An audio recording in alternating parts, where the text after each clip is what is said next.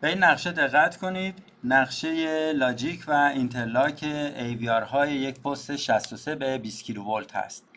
امروز یک سورپرایز ویژه برای شما دارم و میخوام فراتر از بحث نقشه خوانی نحوه طراحی لاجیک و اینترلاک AVR ها رو به صورت گام به گام برای شما تشریح بکنم که بتونید برای هر پست دیگه‌ای با این روش لاجیک و اینترلاک AVR ها رو بنویسید. به دلیل اینکه طول ویدیو خیلی زیاد میشه من این رو در 3 بخش ارائه میکنم. ابتدا AVR ها وقتی که در وضعیت ایندیویدوال باشن، در ویدیو بعدی وقتی که AVR ها در وضعیت مستر 1 باشن و در شرایطی که در مستر 2 AVR 2 قرار بگیره لاجیک و اینترلاکش به طور کامل تشریح میشه.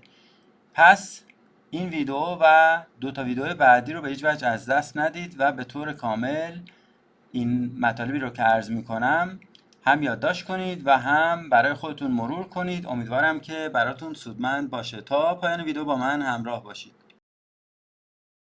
به کانال یوتیوب تسلا خیلی خوش آمدید. این جلسه 15 از دوره نقشه‌خوانی حرفه‌ای پست‌ها و نیروگاه‌های برق هست. همونجوری که عرض کردم امروز می‌خوایم نقشه لاجیک و اینترلاک AVR های یک پست 63 به 20 کیلوولت رو طراحی بکنیم. برای این کار ما به چه چیزی نیاز داریم؟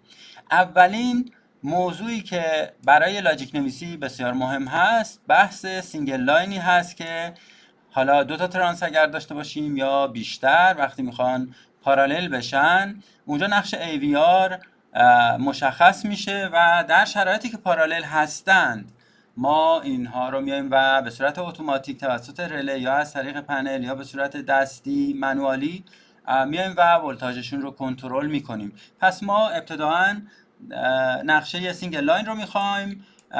برای این که این همون نقشه سینگل لاینی هست که توی ویدئویی که لینکش گوشه سمت راست تصویر الان هست و قبلا توضیح دادم به صورت کامل تشریح شده. حتما اون ویدئو رو ببینید.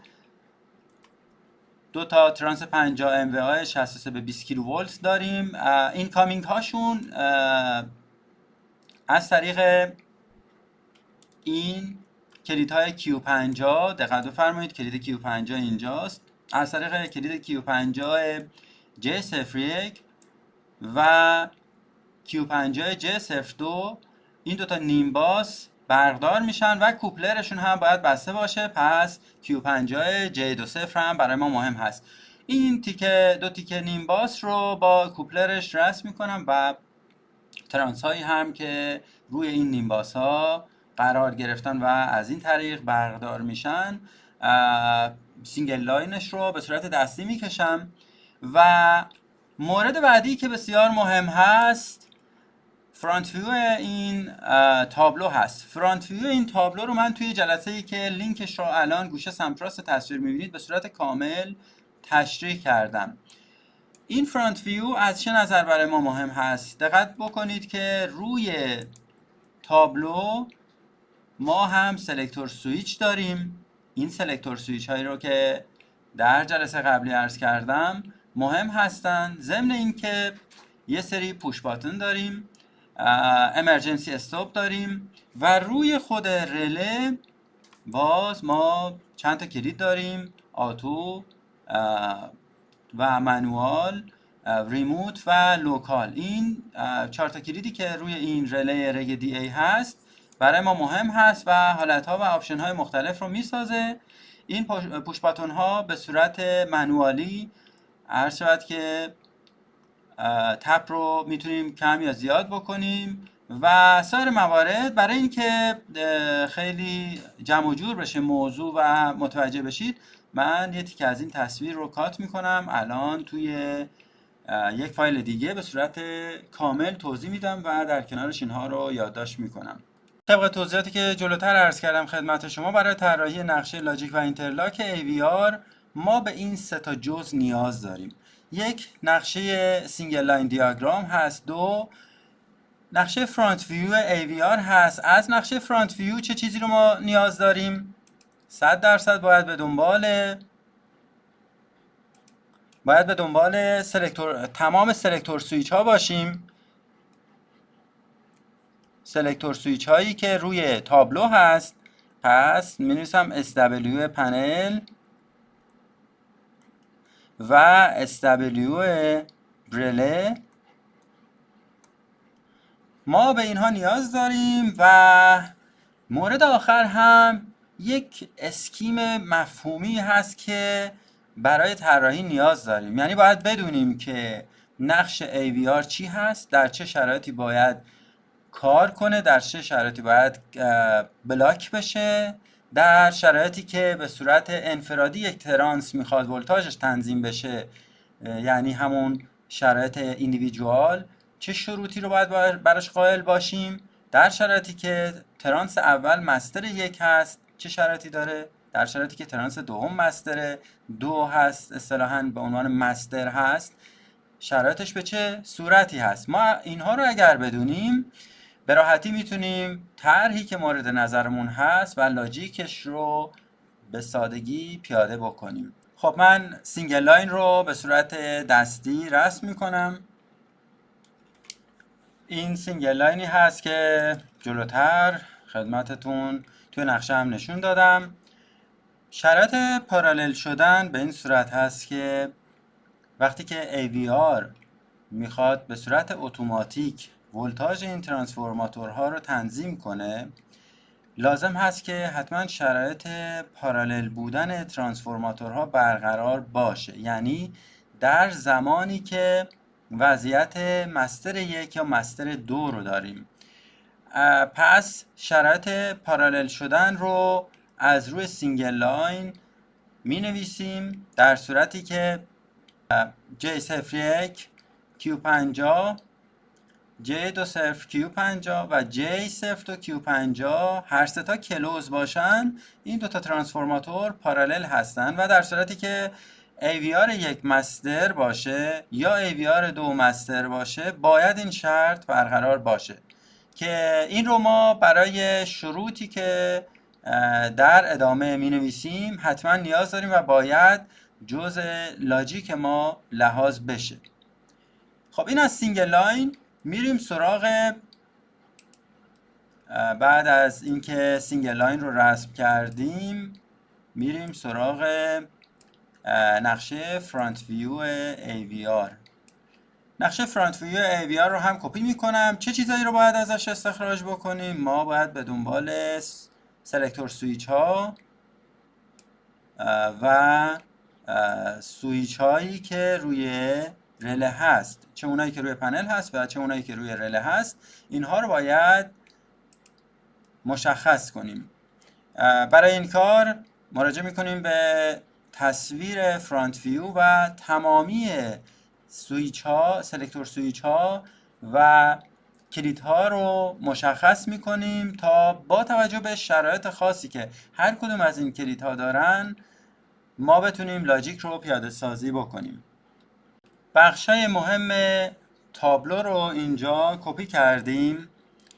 اگر زوم کنیم روی اون بخشا، کلیدهای مهمی که روی رله رگ DA هست رو من اینجا براتون مشخص میکنم. این افکت F5 خب فانکشن هایی هست که تعریف میکنیم و اینها هم LED هایی هستن که روی خود رله هست. با اینا ما هیچ کاری نداریم.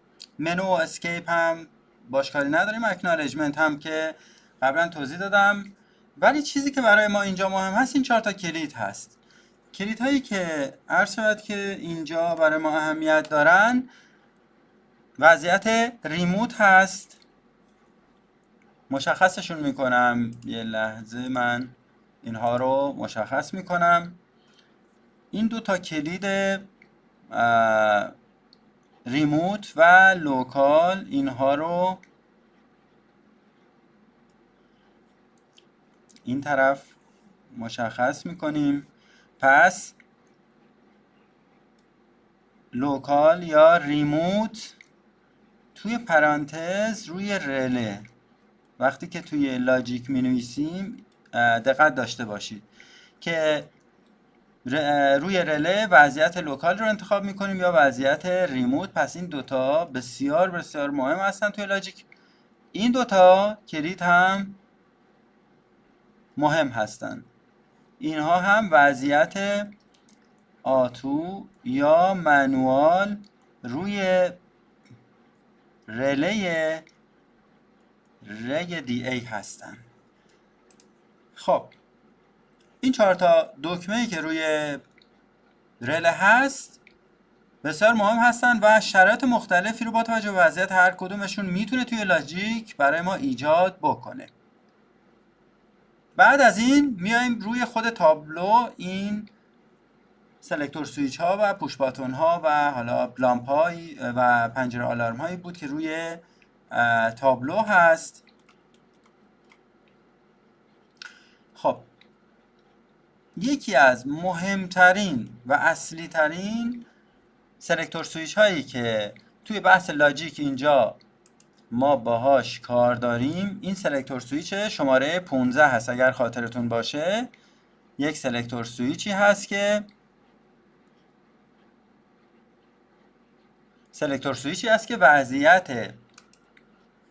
عرض شود که وضعیت مستر 1 مستر 2 یا ایندیویدوال رو برای ما مشخص میکنه که من اینجا جداگانه رسمش میکنم. اگر این سلکتور سویچ در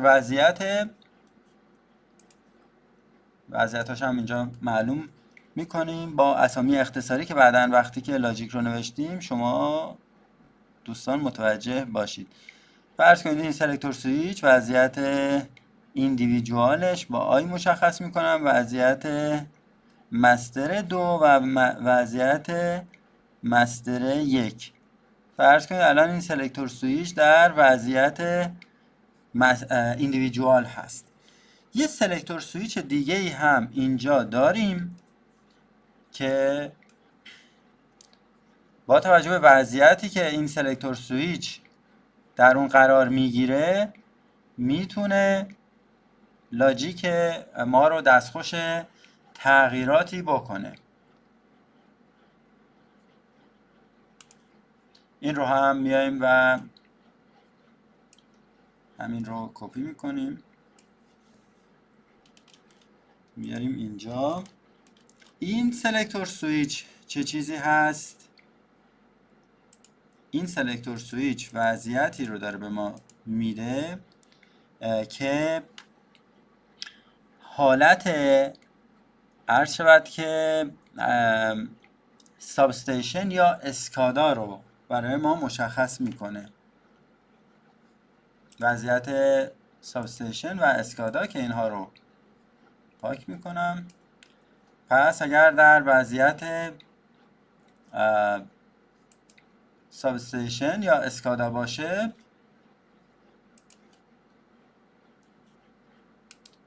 این رو هم میایم اینجا مشخص میکنیم.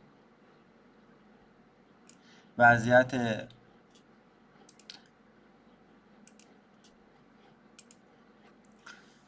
اینجا وضعیت سابستیشن رو با SS نشون میدم و وضعیت اسکادا رو با SC یا همون اسکادا.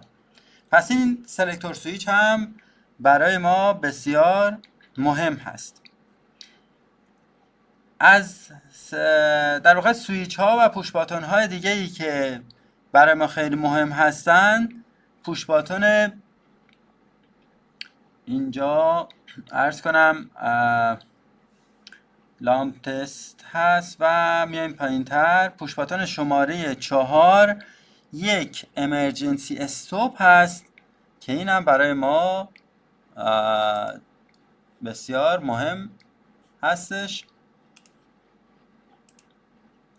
شماره 4 هم مهم هست که یک پوش باتون هست. اگر توسط اپراتور این فرمان بهش داده بشه کنتاکتی که میده باعث بلاک شدن AVR میشه که ما با این شکل امرجنسی استاپ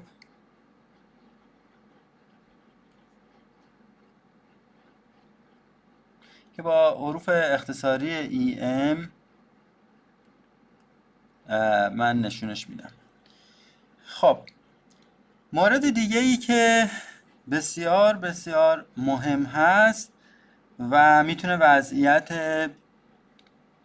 و شرایط لاجیک رو دستخوش تغییر بکنه این مورد هست. این سلکتور سویچ شماره 2 هست. این سلکتور سویچ شماره 2 رو اینجا باز من براتون میام و مشخص میکنم.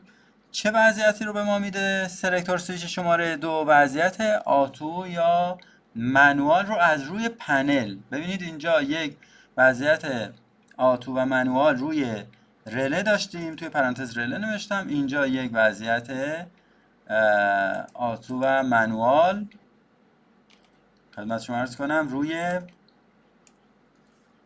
پنل داریم که این رو هم اینجا اضافه میکنم. با توجه به شرایطی که هر کدوم از این سلکتور سویچ ها خواهند داشت، وضعیت آتو و منوال که آتو رو با A و منوال رو هم با همون M می نویسیم. خب دو تا پوش باتون هم اینجا داریم. اینها هم برای ما مهم هستن. این پوش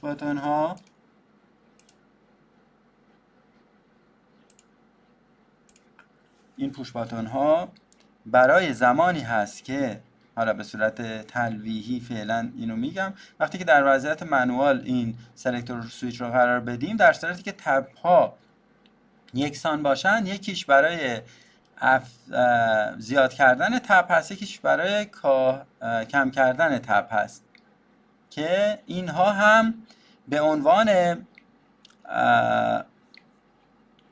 ریز یا لور پوش باتون اسمشون رو میذارم. پس وقتی که دستی بخوایم تب رو کم کنیم یا زیاد کنیم از این دوتا پوش باتون استفاده میکنیم. پس رایزر یا لور پوش باتون هستن. پی بی می نویسیم در کنارش. خب الان ما متوجه شدیم که اولا شرایط پارالل شدن به چه صورت هست، دوما اینکه بسته شدن این سه تا کلید شرایط پارالل شدن رو به ما میده.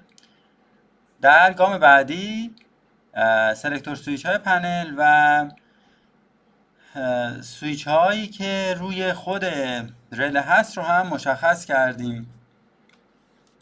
حالا کار بعدی که برای طراحی ما لحاظ میکنیم، البته قبل از این که ادامه بدم یه مرور میکنیم با هم دیگه. دو تا کلید لوکال و ریموت روی رله هست، دو تا کلید آتو و منوال باز هست اینجا. در اینجا یک سلکتور سویچ ساب استیشن یا اسکادا هست و یکی از سلکتور سویچ های بسیار مهم که در ادامه توضیح خواهم داد و باعث تفکیک شدن تمام شرایط عملکرد دو تا AVR از هم میشه، این سلکتور سویچ شماره 15 هست که وضعیت مستر یک ایندیویدوال و مستر 2 رو میده. همینجا یک توضیح عرض بکنم که وقتی که سلکتور سویچ در وضعیت ایندیویدوال باشه، AVR ها به صورت مستقل از هم کار خواهند کرد و هیچ نیازی به تنظیم و فالو کردن همدیگه ندارن. ولی اگر این سلکتور سویچ رو در وضعیت مستر یک قرار دادیم، معنیش این است که AVR ترانسفورماتور شماره 1 به عنوان مستر هست و هر تپی رو که ترانس 1 داشته باشه قطعا ترانس 2 هم همون رو باید فالو بکنه. و حالت برعکسش هم زمانی است که این سلکتور سویچ روی M2 باشه، مستر 2 باشه. در چنین شرایطی تپ چنجر ترانس شماره 2 به عنوان مستر محسوب میشه و تپ چنجر ترانس 1 باید به عنوان فالوور یا اسلیو عمل کنه، یعنی هر تپی که رله رگ دی ای با تگ اگه اشتباه نکنم 102 بود، یعنی ترانس دوم، هر کامندی رو ارسال بکنه به موتور تپ چنجر ترانسفورماتور شماره 2، همون سیگنال هم ارسال میشه به تپ چنجر ترانس شماره 1 وقتی که سلکتور سویچ توی مستر 2 باشه و همون رو فالو خواهد کرد. این در صورتی هست که تپ ها یکسان باشن، چه به صورت منوالی و چه در این شرایط باید تپ ها یکسان باشن که در حقیقت AVR بلاک نشود. الان میریم سراغ گام بعدی و اون کانسپچوال اسکیمی که مد نظر هست برای طراحی. این کانسپچوال اسکیم که من اینجا نوشتم منظورم چی هست؟ منظورم این هست که در اینجا توضیحی که دادم راجع به سلکتور سویچ شماره 15 و سایر سلکتور سویچ ها یا دکمه‌ای که روی رله هست چه تأثیری روی وضعیت کنترل ولتاژ اتوماتیک یا مستقل تپ چنجر ترانسفورماتورها به دنبال خواهند داشت. الان همین توضیحی که عرض کردم یکی از مسائلی است که توی طرح به ما کمک میکنه و برای نوشتن لاجیک ازش استفاده میکنیم. یا وقتی که سلکتور سویچ در وضعیت مثلا ساب استیشن باشه یا اسکادا باشه، اسکادا برای دوستانی که مطلع نیستن، در حقیقت شما یک کنترل محلی توی پست دارید و یک کنترل از راه دور از سیستم دیسپاچینگ دارید، سیستم نظارت بر شبکه.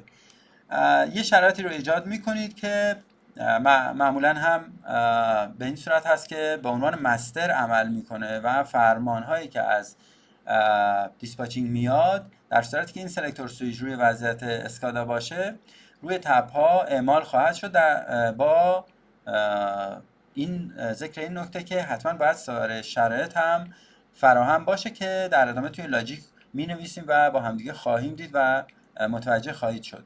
یا اینکه سلکتور سویچی که با شماره 2 اینجا مشخص هست، حالت آتو یا منوالی که روی پنل هست، و اینجا بنویسم روی پنل آتو یا منوال روی پنل. جلوتر هم عرض کردم یک وضعیت آتو منوال روی پنل داریم، یه وضعیت آتو منوال روی رله داریم.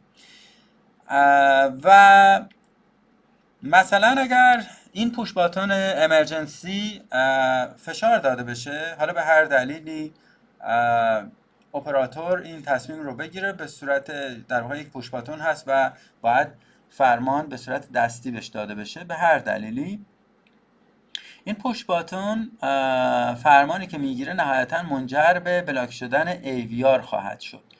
یا این که مثلا اگر ما بخوایم فرمان رایزر یا لوور بدیم با این پوش باتون ها به صورت دستی، چه شرایطی باید داشته باشه که نکاتی که مربوط به هر کدوم از اینا هست رو ما باید توی این بحث کانسپچوال و اون مفهوم کنترل ولتاژ در نظر داشته باشیم که موقع نوشتن تک تک اینها رو یادداشت میکنم و متوجه خواهید شد. و به صورت خیلی گذره اگر بخوایم مثلا میگم این وضعیت فرمان دادن دستی رو ببینیم، حتما باید این سلکتور سویچ روی حالت منوال باشه، تپ ها حتما باید یکسان باشه. اون موقع شما اجازه دارید و می توانید تپ رو به صورت دستی بالا ببرید یا پایین بیارید که برای هر ترانسفورماتور به صورت جداگانه‌ای هست و اصلا AVR بلاک میشه در چنین شرایطی. خب حالا میریم گام بعدی. گام بعدی چه چیزی هست؟ عرض کردم که مهمترین موضوع اینجا این سلکتور سویچ هست. من با این شروع میکنم و طراحی رو با این پیش میبرم و به صورت جزء به جزء این رو خدمتون مینویسم. کار ما از اینجا به بعد شروع میشه و مهمترین بخش از این لحظه هست که خواهش میکنم خیلی دقت بکنید. هر جای ویدیو رو هم که متوجه نشدید کامنت بذارید در اسرع وقت ما جواب میدیم. ضمن این که تا فراموش نکردم، اگر تا حالا کانال رو سابسکرایب نکردید حتما اون دکمه قرمز رنگ سابسکرایب رو بزنید تا به رنگ خاکستری در بیاد و زنگوله کنارش رو هم بزنید و اون رو در وضعیت آل قرار بدید تا به محض آپلود ویدیوهای جدید و قسمت‌های بعدی این دوره براتون نوتیفیکیشن بیاد و جز اولین نفراتی باشید که ویدیوها رو مشاهده می‌کنید. این ویدیوها بدون هیچ اغراقی هیچ جا به صورت رایگان ارائه نمیشن و این باعث افتخار ماست که در خدمت شما هستیم. فقط تنها خواهشی که ازتون دارم کانال رو حمایت بکنید و ویدیوها رو به هیچ وجهی دانلود نکنید. از شما اجازه میخوام که به عنوان یک کسی که فرض کنید اپراتوری هست که هیچی نمیدونه، میاد کنار این تابلو فقط در همین اطلاعات ابتدایی که من عرض کردم میدونه. خب اولین چیزی که به ذهن میرسه اینه که من میخوام ترانسهام به چه صورت کنترل ولتاژشون انجام بشه.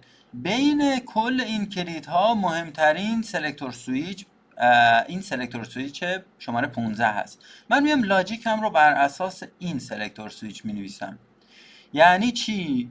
یعنی این که اول مشخص میکنم که میخوام ترانسهام کنترل ولتاژش به صورت مستقل از هم انجام بشود یا اینکه یکی از ترانس ها ترانس مستر باشه و تپ ترانس بعدی، ترانس دوم، بیاد و اون رو فالو بکنه. یعنی یکیش مستر باشه و یکیش اسلیو یا اصطلاحاً فالوور باشه. برای این کار من این کار رو میخوام انجام بدم. پس مهمترین اینجا هایلایتش کنیم، مهمترین سلکتور سویچ این سلکتور سویچ شماره 15 هست که اینجا سه وضعیت مستر یک، ایندیویدوال و مستر دو رو داره. این سلکتور سویچ من لاجیک رو بر اساس این میخوام بنویسم. میایم چی کار میکنیم؟ بحث فقط خیلی طولانی هست، یه مقداری باید حوصله داشته باشید و گام به گام با هم پیش بریم چون ارزشش رو واقعا داره. من میام اینجا یه باکس میکشم، یک توضیح نیاز هست اینجا عرض بکنم. شرایط لاجیک و اینترلاک برای تب چنجر شماره 1 دقیقاً شبیه شرایط لاجیک و اینترلاک مربوط به تب چنجر شماره 2 هست. خب اینجا پس من فقط یکیش رو توضیح میدم، دومی هم دقیقاً به همین صورت هست و همین شرایط رو داره. خب پس میخوایم تب چنجر 1 رو بیایم و لاجیکش رو بنویسیم. مینویسم با TC این رو مشخص میکنم، TC 1 یا OLTC آنلاین تب چنجر، یا همون به صورت خلاصه من TC این رو نوشتم. فراموش نکنید که این سلکتور سویچ رو ما زیر نظر گرفتیم ببینیم چه شرایطی رو میتونه به ما بده. 3 تا حالت میتونه این سلکتور سویچ داشته باشه. این 3 تا حالت از همدیگه مستقل هستن. دقت کنید که یک حالت رو در هر زمان این سلکتور سویچ میتونه داشته باشه. معنیش چیه؟ معنیش اینه که اگر من این سلکتور سویچ رو چرخوندم، چون مهمترین سلکتور سویچ من هست و مربوط به این AVR ها هست، 3 تا حالت میتونه داشته باشه. حالت ایندیویدوال که الان یادداشت میکنیم، حالت مستر 1 و حالت مستر 2. پس من اینجا با اجازه شما میام و وضعیتی که یادداشت میکنیم بالاش. اگر سلکتور سویچ شماره 15 در وضعیت ایندیویدوال باشه، اینجا یادداشت میکنیم ایندیویدوال استبریو 15 اگر در وضعیت ایندیویدوال باشه. اگر در وضعیت مستر 1 باشه، دیگه نمی‌نویسم استبریو شماره 15 دیگه، خودتون متوجه عرضم هستید. اگر در وضعیت مستر 1 باشه و اگر در وضعیت مستر 2 باشه، اینا هر کدومش شرایط خاص خودش رو داره.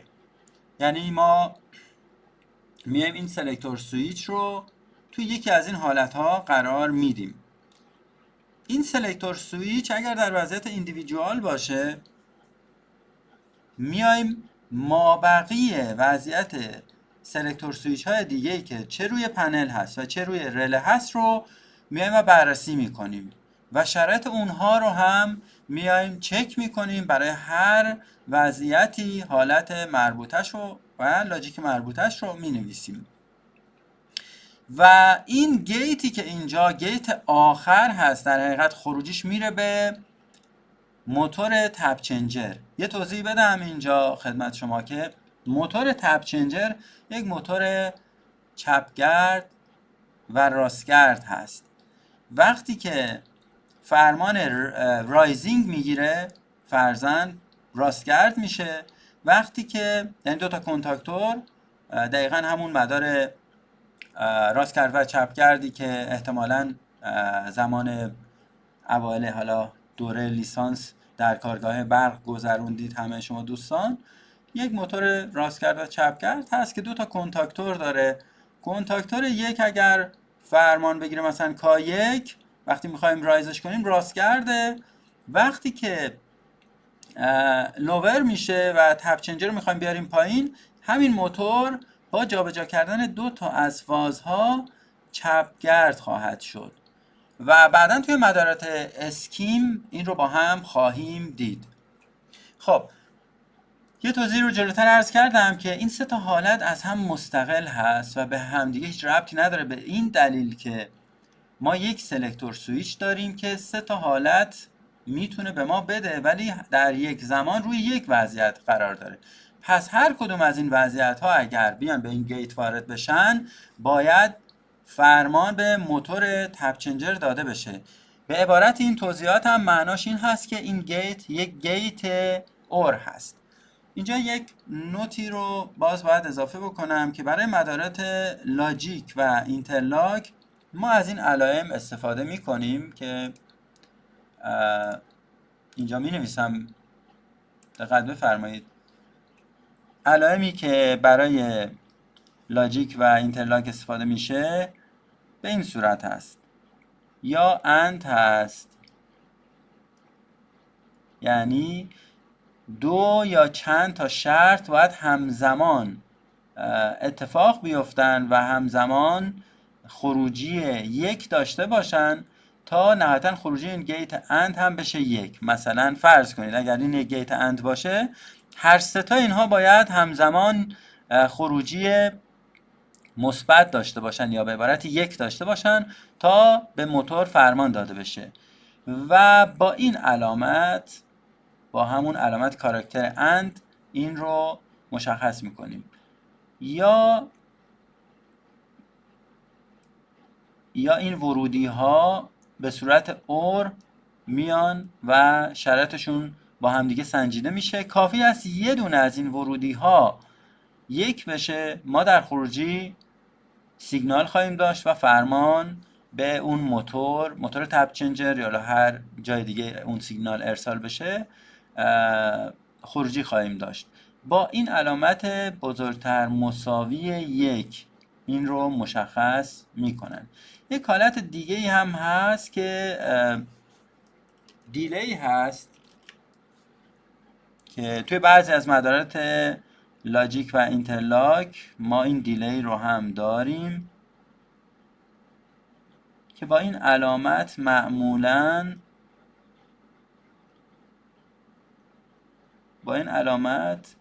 شبیه این نشون میدن، یا عرض شود که داخل یک باکس حرف دی رو می نویسن، معناش دیلی هست. ولی ما فعلا با همین دوتای بالا کار داریم. پس این هم نوتی بود که لازم بود عرض بکنم. خب عرض کردم که اینها چون از هم مستقل هستند و به هم ربطی ندارن، پس این گیت اور هست که من اینجا با رنگ قرمز گیت اور رو مشخص میکنم براتون.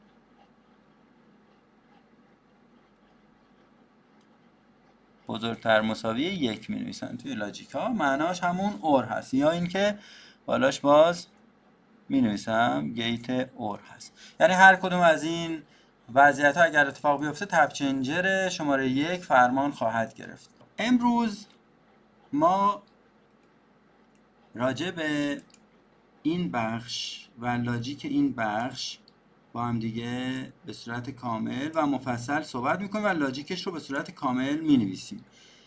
در ویدیو بعدی وقتی که سلکتور سویچ در مستر 1 باشه و ویدیو سوم هم راجع به شرایطی که سلکتور سویچ شماره 15 در وضعیت مستر 2 باشه صحبت خواهیم کرد. اما یه نکته‌ای و یک بخشی در واقع اینجا جا مونده، این رو هم اضافه بکنم. در زمانی که ما اینجا در زمانی که سلکتور سویچ در وضعیت مستر 1 باشه، خود تپ چنجر 1 فرمان میگیره تپش و یک فرمانی هم از همینجا هم ارسال میشه به چی؟ به تپ چنجر شماره 2 که اینجا عرض کنم که ما رسمش میکنیم. این رو هم پس وقتی در مستر 1 اگر سلکتور سویچ قرار بگیره، ما یک فرمان به تپ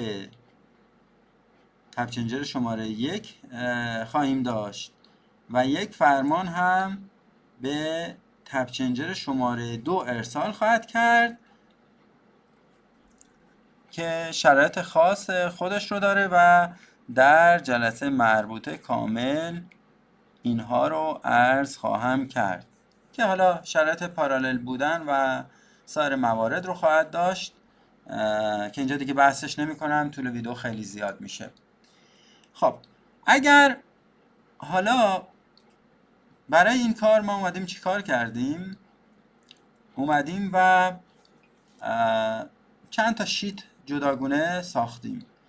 اگر در وضعیت ایندیویدوال باشه، در وضعیتی که AVR بلاک میشه، وضعیتی که مستر 1 باشه، مستر 2 باشه و نهایتا هم اینها رو توی ویدیو آخر همه رو با هم تجمیع خواهیم کرد که خروجی طراحی رو داشته باشیم. خب میریم سراغ لاجیک مربوط به ایندیویدوال و اون رو می نویسیم. بعداً خروجی این لاجیک ایندیویدوال وقتی سلکتور سویچ شماره 15 در وضعیت همین وسط ایندیویدوال باشه، خروجی که از این لاجیک داریم میاد به این گیت اور داده میشه. اما چه شرایطی داره؟ شرایطش رو با هم دیگه به صورت کامل می نویسیم و اون رو بررسی می کنیم. لاجیک مربوط به ایندیویدوال به چه صورت هست؟ ما در گام اول باید این شرط رو بذاریم که سلکتور سویچ شماره 15 در وضعیت ایندیویدوال باشه. خب پس چند تا ورودی برای این گیت تعریف کردیم که حالا ماهیت گیت رو هم اند یا اور بودنش رو در ادامه عرض میکنم. پس ورودی اول این گیت باید وضعیت AVR باشه که در حالت ایندیویدوال قرار داره. اون سلکتور سویچ شماره 15 سه تا کنتاکت به ما میده. کنتاکت وسطش رو اگر ایندیویدوال باشه باید در نظر بگیریم. و دومین ورودی این گیت این هست که AVR شماره 1 نباید بلاک شده باشه. حالا شرایط بلاکینگ رو هم عرض میکنم. توی یک شیت جداگونه شروط مختلفی هست که میتونه AVR رو بلاک بکنه. پس AVR هم نباید بلاک شده باشه.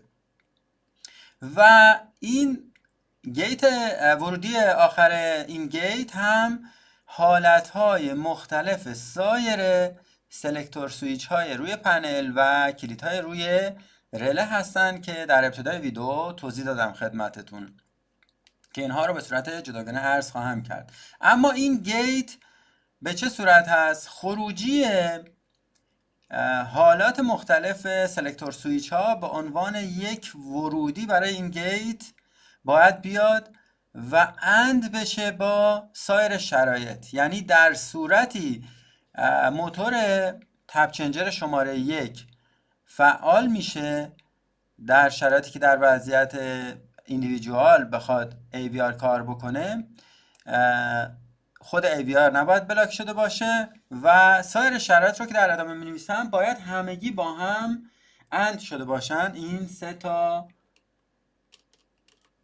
این سه تا ورودی.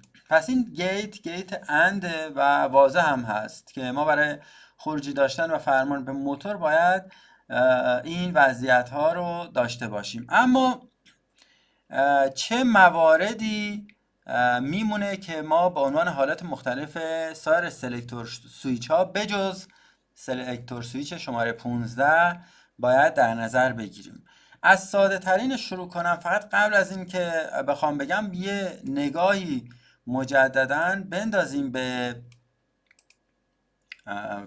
توی این اسلاید، توی همین اسلاید یه نگاهی به تمامی سویچ ها بندازیم مجددا. ما الان وضعیت 15 رو، سلکتور سویچ 15 رو به عنوان کلید اصلی و مهمترین کلید رفرنس هست در نظر گرفتیم.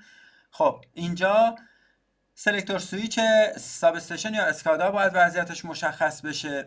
سلکتور سویچ آتو و منوال باید وضعیتش مشخص بشه. این سلکتور سویچ، این پوش باتون های که با شماره 1 دو تا پوش باتون هستن، رایزر و لوور پوش باتون باید وضعیتشون مشخص بشه. این امرجنسی استاپ باید وضعیتش مشخص بشه و کلیدهای روی رله.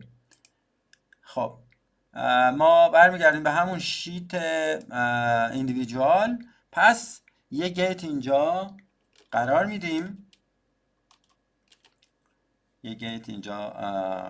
میدیم، و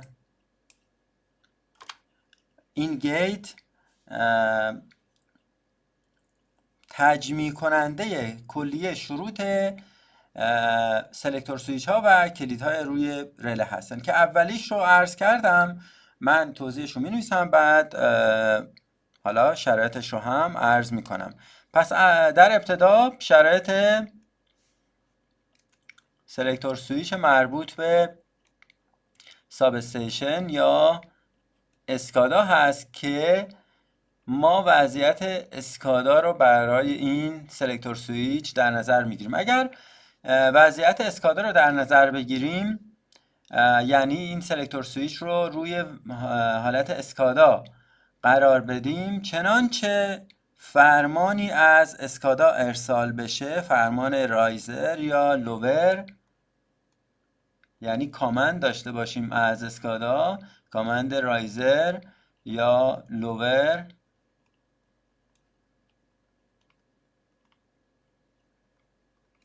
از کجا؟ از اسکادا اینا رو فعلا فقط دارم مینویسم که بعد به صورت بلوکی که یادداشت میکنم متوجه باشید منظورم چی بوده.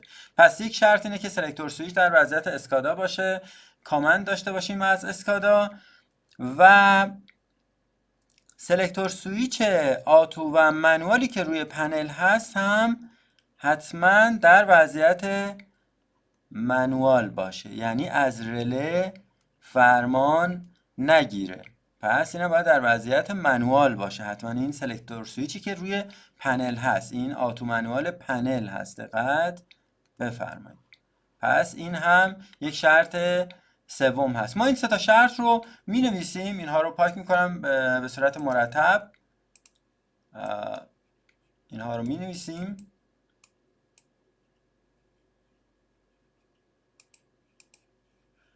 و در واقع ما با این کار میتونیم، اگر بتونیم اینو پاک بکنیم، خب پاک شد خوشبختانه. ما میاییم پس عرض به حضورتون از این یه دونه گیت میاییم و مینویسیم برای شرایط سلکتور سویچ ساب استیشن و اسکادا که میشه سه تا شرطی که عرض کردم رو به این صورت اینجا قرار بدیم.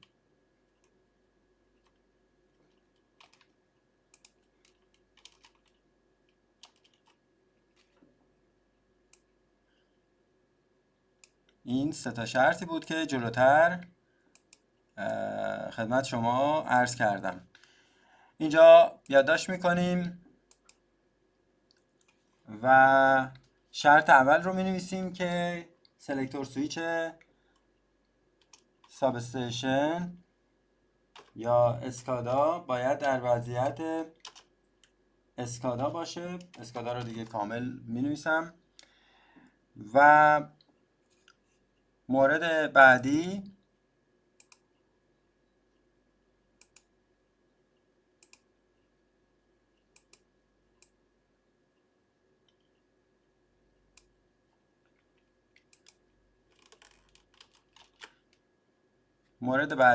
این هست که خدمتون عرض کردم. کامند دریافت کنیم از اسکادا،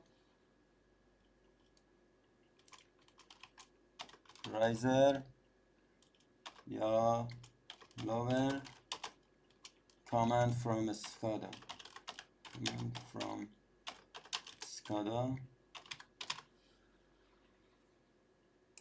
پس اگر فرمان افزایش یا کاهش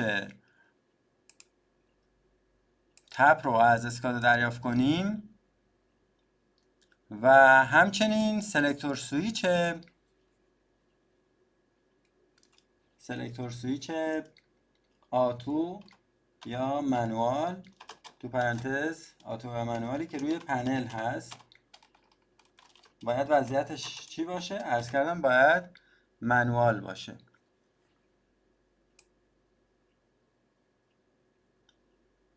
اینها همه باید با همدیگه اند بشن، یعنی تمام این شرایط باید همزمان اتفاق بیفتند، یعنی یک گیت اند هست اینجا. خروجیش رو میدیم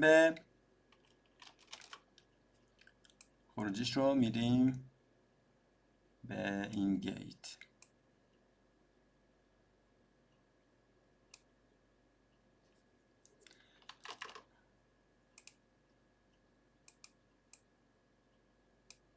خب تا اینجا پس وضعیت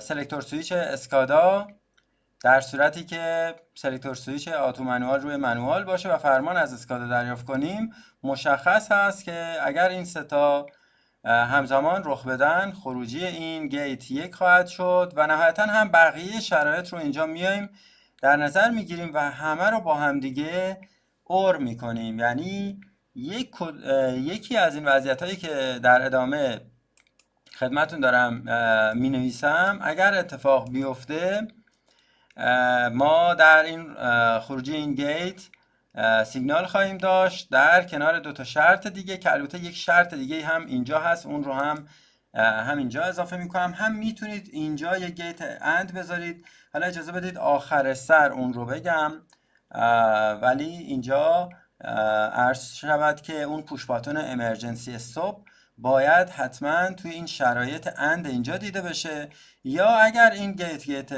اور باشه یک گیت اند بعدش باید اضافه بکنیم و اون شرط رو اضافه کنیم که بهتر هست به همین گیت اندی که اینجا هست اون شرط رو هم اضافه بکنیم، که من خودم ترجیح میدم که به این صورت باشه.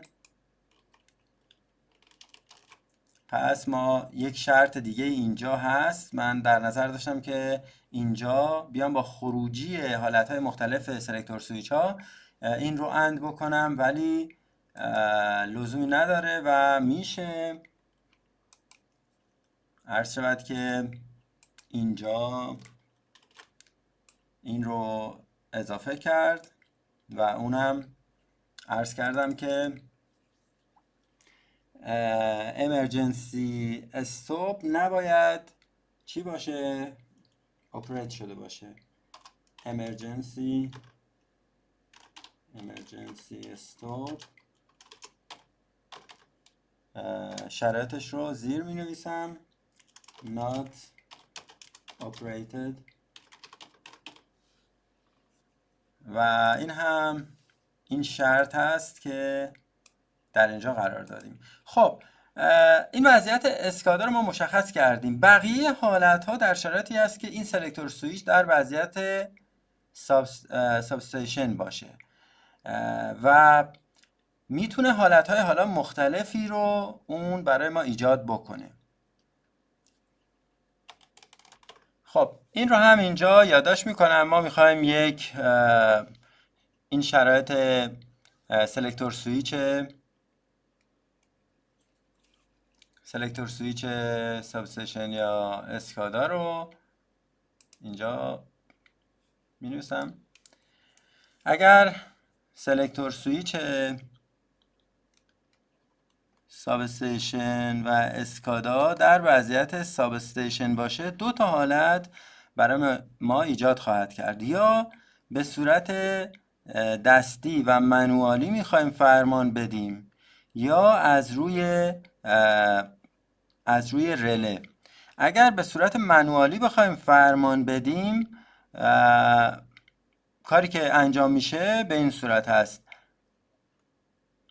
با پوش باتن هایی که اونجا با شماره 1 در شیت قبلی که توضیح دادم، با پوش باتن های رایزینگ و لوورینگ ما میتونیم فرمان بدیم. پس پوش باتن های رایزر یا لوور اپریت بشن که روی پنل هستن. اینها روی پنل هستن، این پوش باتن ها در نظر داشته باشید. و عرض کردم هم که کلید اون سلکتور سویچ توی توضیحاتی که در همون بحث داشتم اگه خاطرتون باشه عرض کردم که سلکتور سویچ آتو و منوال روی پنل این هم باید در وضعیت منوال باشه، چون داریم به صورت دستی پوش باتن ها رو فشار میدیم. پس سلکتور سویچ آتو منوال پنل باید در وضعیت منوال باشه و این حالت رو هم اینجا که عرض کردم. پس اگر بخوایم دستی فرمان بدیم به تپ عرض به حضورتون تپ چنجر های ترانسفورماتور ها، چنانچه سلکتور سویچ آتو منوال در وضعیت منوال باشه میتونیم با پوش باتن ها فرمان بدیم. و یک حالتش این هست. یک حالت دیگه فرمان از طریق رله دریافت کنه، یعنی اینجا می نویسم، یعنی فرمان رایزر یا لوور از رله دریافت بکنه.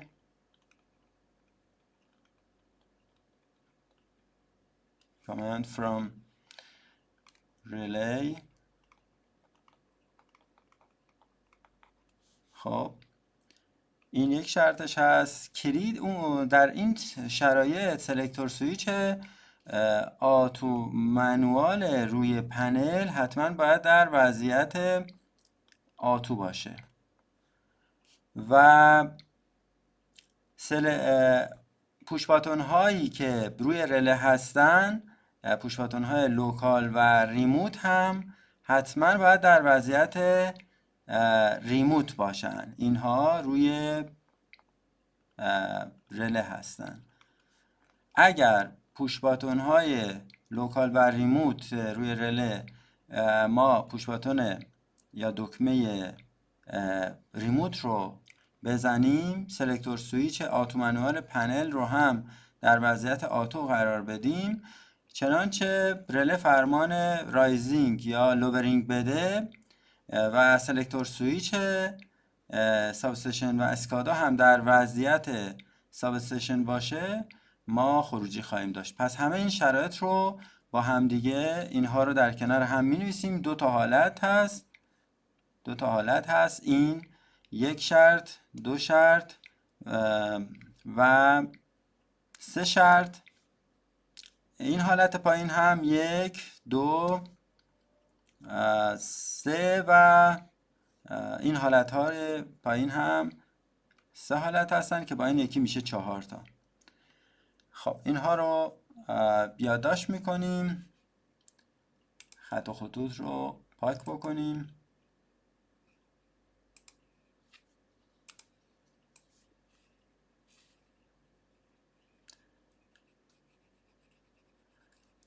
میبینید که اگر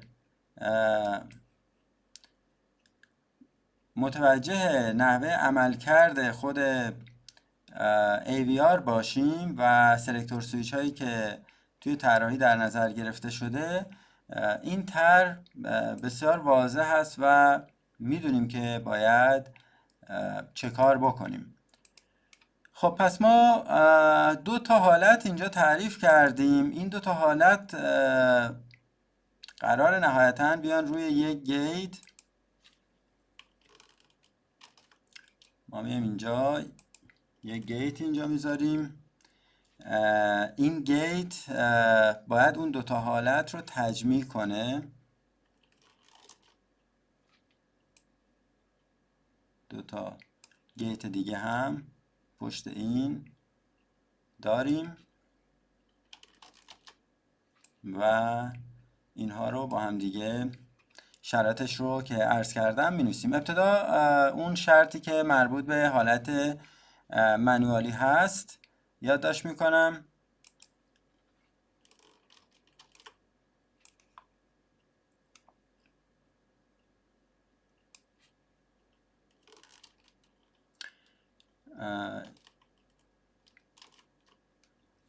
حالتی که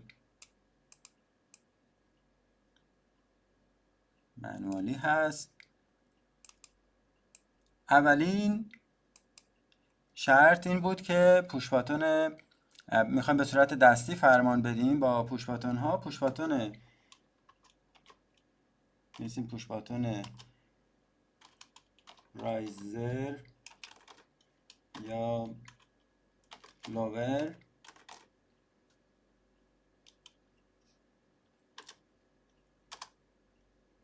میسیم operated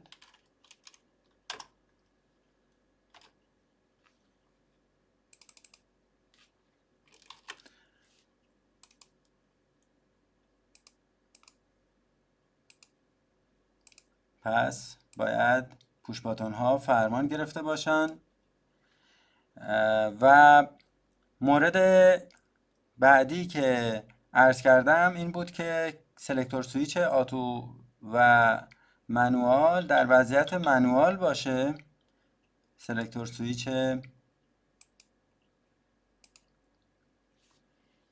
این سلکتور سویچ روی پنل هست، این باید در وضعیت منوال باشه.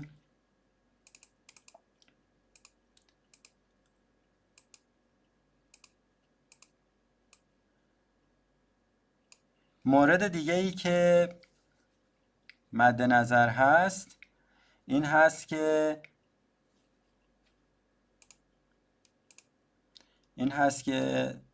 این سلکتور سویچی که اینجا عرض کردم میاریم اینجا کپیش میکنیم، این باید در وضعیت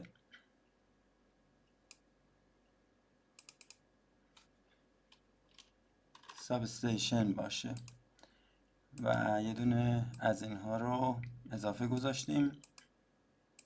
فکر میکنم مورد دیگه باقی نمونده. دو تا سلکتور سویچ هست، یکی آتو منوال روی پنل که باید در وضعیت منوال باشه، یکی هم سلکتور سویچ ساب استیشن و اسکادا در وضعیت ساب استیشن باید باشه. چنانچه حالا با پوش باتون های رایزر و لوور که اینها هستند، این دوتا پوش باتون هستن، یکیش برای رایزر هست یکیش برای لوور هست، اینجا هم نوشتم. چنانچه یه دونه از اینها رو ما فرمان بدیم، خدمت شما عرض کنم که در شرایطی که این سلکتور سویچ در وضعیت ایندیویدوال باشه، این سلکتور سویچ ساب استیشن و اسکادا هم در وضعیت ساب استیشن باشه، این سلکتور سویچ شماره 2 رو هم باید در وضعیت منوال قرار بدیم. اون موقع ما میتونیم تپ رو بالا ببریم یا پایین بیاریم. برای هر ترانسفورماتوری به صورت جداگانه هست، چون دقت کنید ما در وضعیت ایندیویدوال هستیم، یعنی وضعیتی نیست که فالوور و مستر و اسلیو باشن، در وضعیت مستقل هستن. امیدوارم متوجه منظورم شده باشید. خب همین شرایط رو اگر بیایم برای وضعیتی که از روی رله بخوایم فرمان بدیم، عرض کردم که این باید در وضعیت ساب استیشن باشه. وقتی که از روی رله میخوایم فرمان بدیم،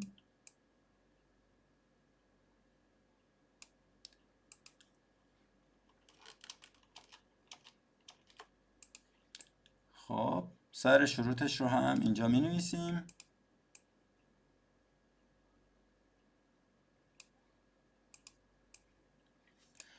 شرط دیگه ای که داشت، کلید سلکتور سویچ آتو منوال، یعنی این باید در وضعیت آتو باشه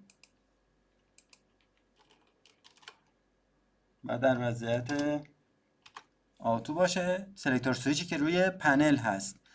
و کلیدهای روی رله که یکیش لوکال بود یکیش ریموت بود، باید کلید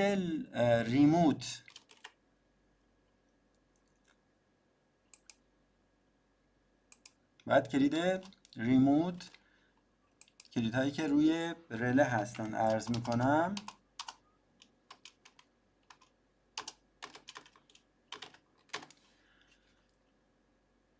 این هم میشه لوکال و ریموت. اون کلیدهایی که روی رله هستن، لوکال و ریموت، باید در واقع کلید ریموت فعال باشه. و دیگه مورد خاصی نداره.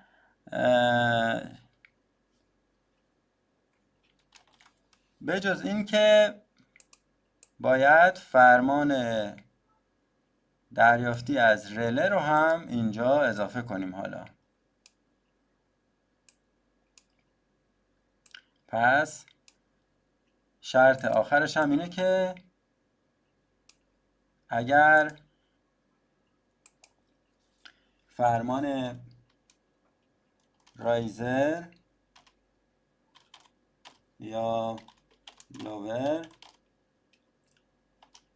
از رله دریافت بشه. command from relay.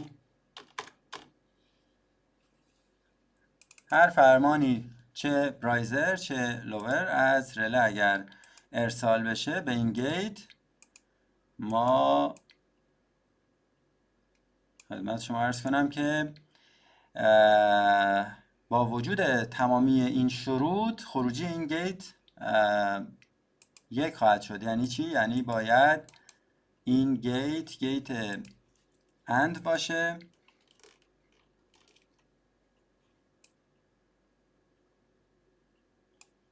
گیت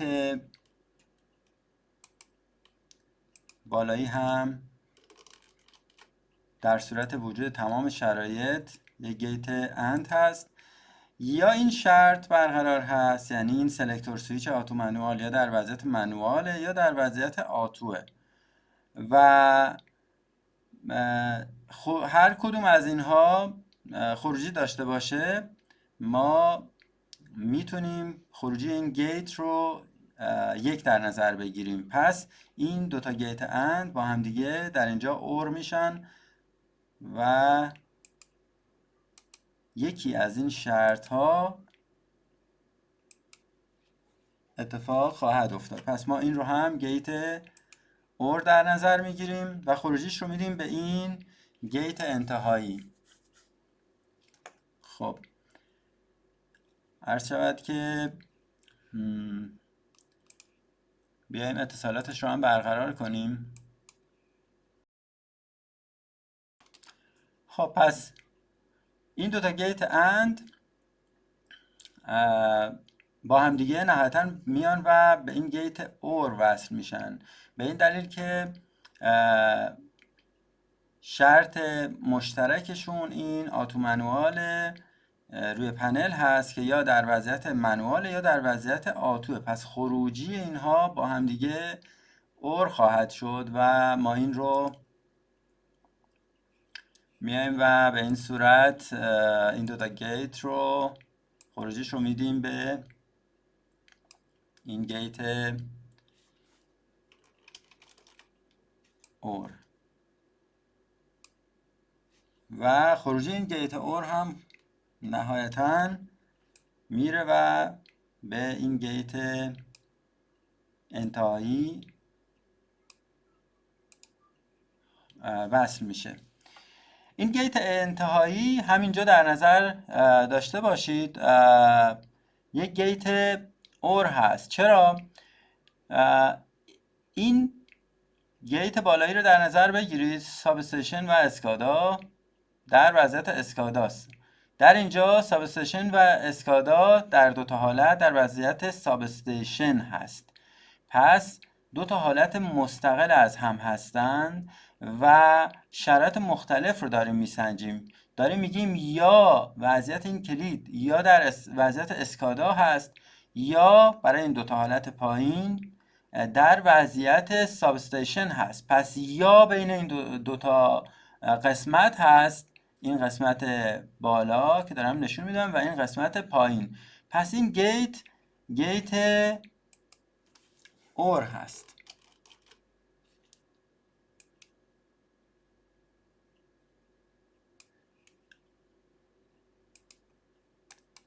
این گیت رو هم میایم پس ماهیتش گیت اور هست با توجه به توضیحاتی که خدمتون عرض کردم. خب پس ما تا اینجا کار وضعیت سلکتور سویچ اسکادا و ساب استیشن رو مشخص کردیم و آتو یا منوال روی پنل رو هم اینجا مشخص کردیم.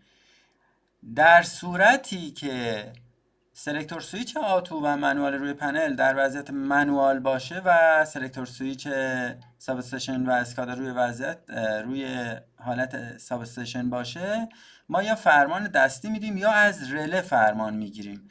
اما هنوز یک حالت دیگه ای مونده. اون حالت چی هست؟ شما اینجا رو دقت بکنید، روی رله کامند در صورتی دریافت میشه که لوکال یا ریموت روی رله در وضعیت ریموت باشه. حالا اگر در وضعیت لوکال باشه شرایط اون رو نگفتیم. شرایط اون به چه صورت هست؟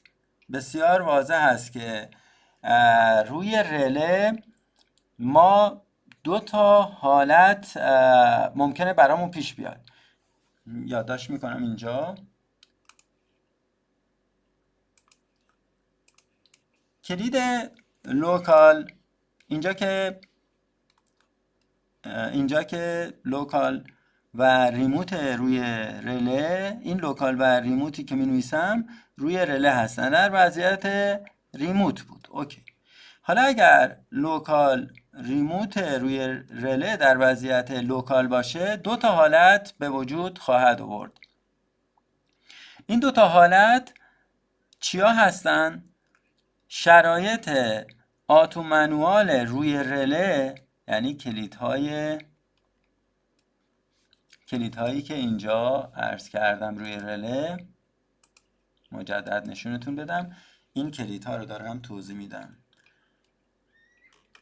ببینید در وضعیتی که روی ریموت باشه عرض کردم که سلکتور سویچ روی ساب استیشن باشه، مال ساب استیشن و اسکادا، و داریم شرایط ایندیویدوال رو چک میکنیم، یعنی AVR ها مستقل از هم کار خواهند کرد.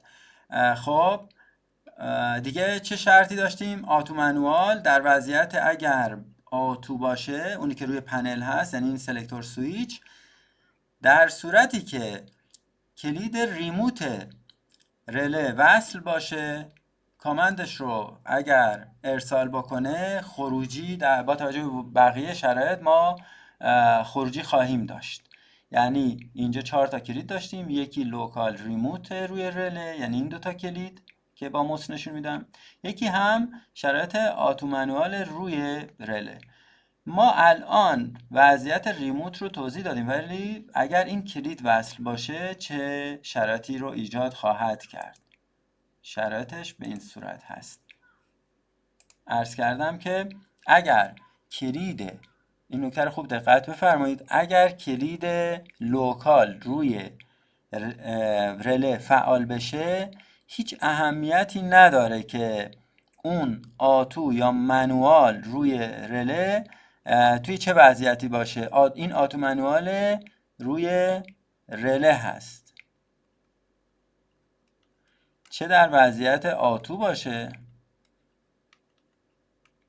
چه در وضعیت منوال باشه، چنانچه فرمان رایزر یا لوور از رله دریافت بشه، یعنی کامند داشته باشیم، این به ما خروجی خواهد داد و به تپ چنجر فرمان ارسال خواهد شد. شرایطش رو می نویسیم، یادداشت میکنیم شرایطش رو. خب دو تا گیت در نظر میگیریم، چون عرض کردم 2 تا حالت میتواند به ما بده. الان داریم شرایط مربوط به وضعیت کلیدهای روی رله رو به لاجیک اضافه میکنیم. خب اینها هم واضح هست که گیت های اند هستن طبق توضیحاتی که در بالاتر عرض کردم. 2 تا گیت اند مجدد اینجا داریم و این گیت های اند خروجیش نهایتاً باز مثل این گیت ها میره به این گیت اور. خب و حتی در اینجا این گیت اور هم نیازی نیست. چرا؟ میتونیم اینو حذف بکنیم، چون که این وضعیت سلکتور سویچ تو اینها مشترک بوده. اگر این رو جدا می کردیم یه مقداری ساختار لاجیک تغییر می کرد و نیازی حتی به این گیت اور هم نیست، چون این نهایتا باز در خروجش گیت اور هست و اصلا این بی تاثیر هست. من اینا هم پاک میکنم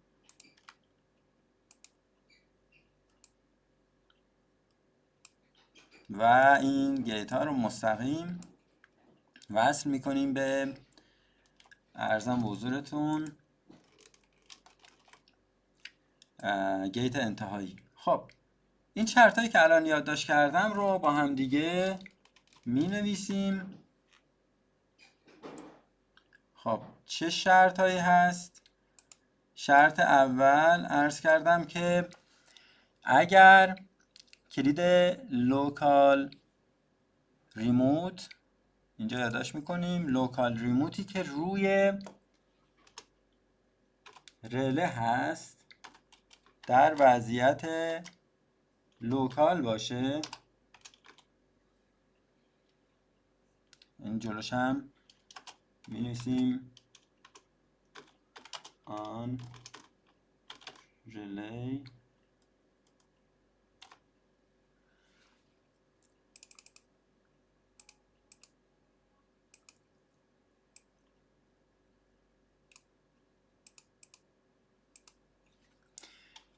خب همین رو باز کپی میکنیم و برای این یکی هم همین شرط برقرار هست.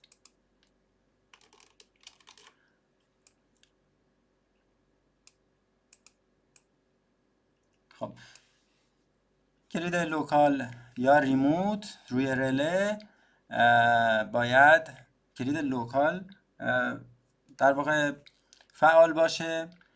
کلید اینجا آتو منوال رو هم می نویسیم برای هر دو وضعیت که چه در وضعیت این آتو یا منوال، چه در وضعیت آتو باشه چه در وضعیت منوال، عرض کردم که هیچ تأثیری نداره. میمونه دریافت کامنت های رایزینگ یا لورینگ. خب اینجا پس کلید لوکال یا ریموت در وضعیت لوکال روی رله اگر قرار داشته باشه، اگر کلید آتو یا منوال روی منوال باشه، ما حالا میتونیم از طریق رله به صورت دستی تپ ها رو جابجا بکنیم طبق توضیحاتی که عرض کردم. پس میتونیم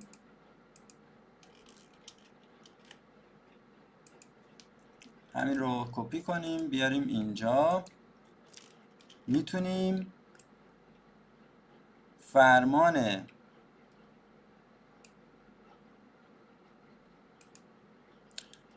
رایزر یا لاور کامند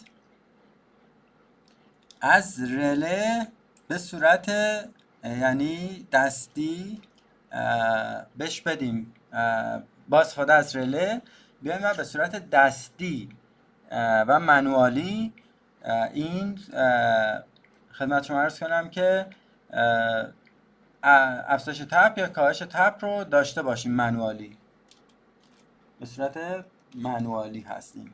دقت بکنید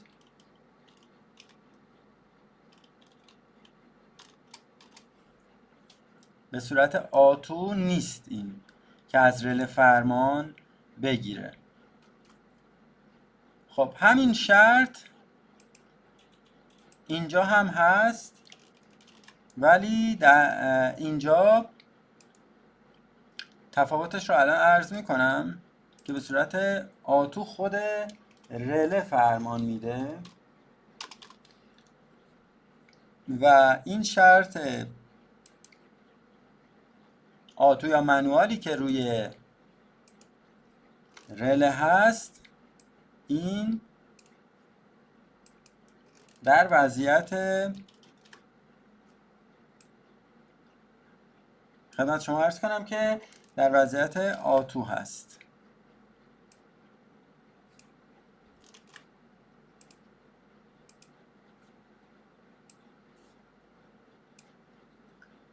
این بعد تغییر کنه بشه آتو. خب الان مجدد اینها رو توضیح میدم که متوجه مطالبی که عرض کردم بشید.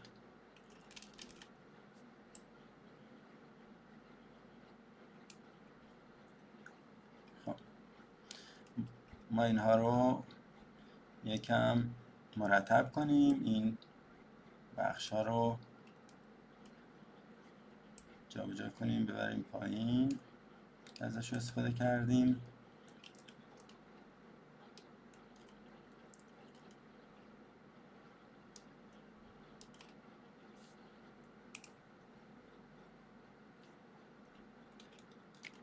خب اینها رو یه بار دیگه با هم مرور میکنیم که متوجه بشید چنانچه ابهامی دارید. ببینید عرض کردم که ما سلکتور سویچ شماره 15 رو در وضعیت ایندیویدوال وقتی قرار میدیم چند تا شرط دیگه هم هست که الزامی هستن برقرار بودنشون. نباید AVR بلاک شده باشه و امرجنسی استاپ هم نباید اپریت شده باشه و فرمان نباید گرفته باشه. اینها به انضمام شرایط سایر سلکتور سویچ ها، چه اونایی که روی پنل هستن چه اونایی که روی تابلو هستند، همشون باید همزمان اند بشن که یک خروجی وضعیت ایندیویدوال رو به ما بده.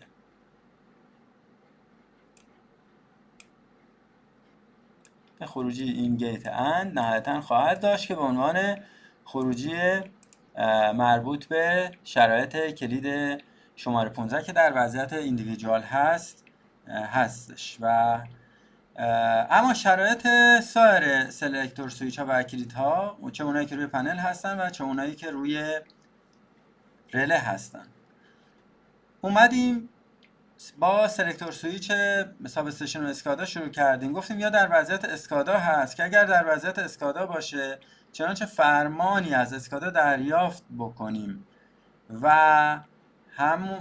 همزمان باید کلید آتو منوال روی پنل هم در وضعیت منوال باشه.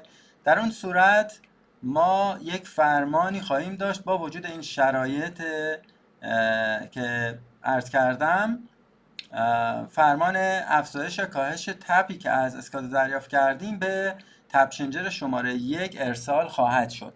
اما اگر سلکتور سویچ ساب استیشن یا و اسکادا در وضعیت ساب استیشن باشه، یعنی اینجا در وضعیت ساب استیشن باشه، دو تا حالت برای ما احتمال ایجادش هست. یا این که ما به صورت منوالی میخوایم تپ ترانسفورماتور رو بالا ببریم یا پایین بیاریمش، که با پوش باتون هایی که توضیح دادم این شرایط رو ایجاد میکنیم. پوش باتون رو یا رایزر یا لوور بنابر اون نیازی که داریم و حالا تعمیراتی ها یا اپراتور نیاز داره، تپ رو میخواد فرضاً ببره بالا یا بیاره پایین. باید حتما کلید آتو منوال پنل روی منوال باشه و کلید ساب استیشن اسکادا روی ساب استیشن باشه. یا اینکه از روی رله و از طریق رله ما میخوایم فرمان به تپ چنجر ارسال بشه که سلکتور سویچ عرض کردم، سلکتور سویچ اسکادا و ساب استیشن باید در وضعیت ساب استیشن باشه. کلید آتو منوال روی پنل باید در وضعیت آتو باشه و کلید ریموت روی رله هم باید فعال بشه و فرمان ریموتی از طریق رله ارسال بشه بدون دخالت افراد، یعنی با توجه به ورودی ها و سنسینگی که از ولتاژ خود رله داشته فرمان رایزر یا لوور ارسال میکنه و میتونه به صورت مستقل تپ چنجر ترانس 1 رو کم کنه یا زیاد کنه. دو تا حالت دیگه باقی موند. این برای حالتی بود که کلید لوکال ریموت روی رله در وضعیت ریموت باشه، ولی اگر در وضعیت لوکال باشه دو تا حالت میتونیم داشته باشیم. یا منوالی روی رله خودمون بخوایم تپ رو کم یا زیاد بکنیم، یا به صورت اتوماتیک اجازه بدیم خود فرمانهای رله باعث افزایش تپ یا کاهش تپ بشن. این کل حالتهای سلکتور سویچ ها و پوش باتون هایی هست که روی تابلو و روی رله هست.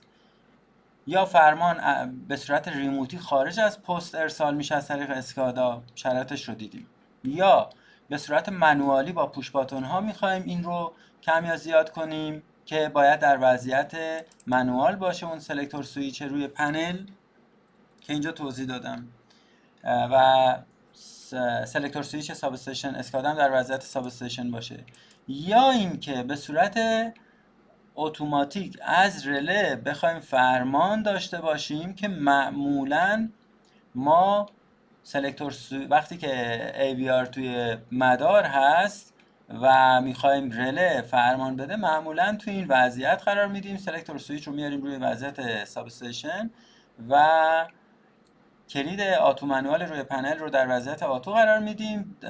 در صورتی که پوش باتون روی رله در وضعیت ریموت باشه فرمانهای رله برای افزایش یا کاهش تپ به تپ چنجر، به موتور تپ چنجر ارسال میشه. یا اینکه میایم وضعیت کلید روی رله رو در وضعیت لوکال قرار میدیم و به صورت دستی خودمون تپ رو از روی رله جابجا میکنیم، یا اینکه باز به صورت لوکال کلید لوکال روی رله رو فعال میکنیم ولی به فرمانهای خود رله رو خودمون دستی فرمان نمیدیم و اجازه میدیم خود رله با توجه به سنسینگ ولتاژی که داره و باینری اینپوت هایی که دریافت کرده اوتپوت هاش رو ارسال بکنه به تپ چنجر. این کل لاجیک در وضعیت ایندیویدوال بود که ما از صفر و به صورت ساده مطالب رو عرض کردیم که متوجه بشید که چه خبر هست و چه کار کردیم که خودتون هم بتونید حالا با چند بار دیدن این ویدیو اصل مطلب دستتون بیاد و به راحتی بتونید طراحی اینچنینی انجام بدید. اما اینجا ما یک شرایطی رو داشتیم اگر AVR بلاک نشده باشه که توی این جلسه اون رو هم میخوام عرض بکنم. چه شرایطی ممکن هست که AVR بلاک بشه؟ کل اون شرایط رو میخوام اینجا براتون بنویسم. شرایطی که AVR رو بلاک میکنه اینها هستن که مستقلاً هر کدومش اتفاق بیفته میتونه AVR رو بلاک بکنه. یکیش اینه که ترانسفورماتورها پارالل نباشن یا تپ‌هاشون مساوی نباشه. اگر تپ‌ها مساوی نباشن در اون صورت AVR بلاک میشه.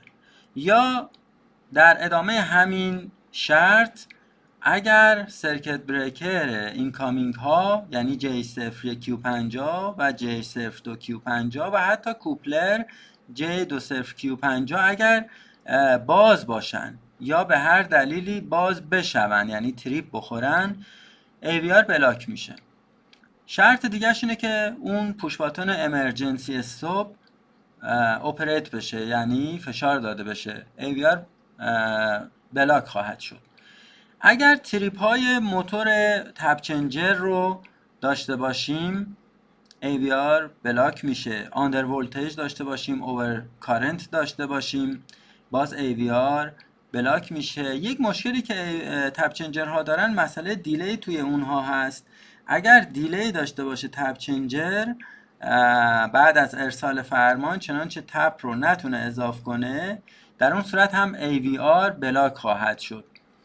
یا مورد دیگه که باعث میشه AVR بلاک بشه اینه که تب چنجر اون کلید ریموت یا لوکالش در وضعیت لوکال باشه و همچنین کلید آتو و منوال در وضعیت منوال باشه. اگر اینجا یه گریزی بزنیم به شیت قبلی، دقت بفرمایید، اینجا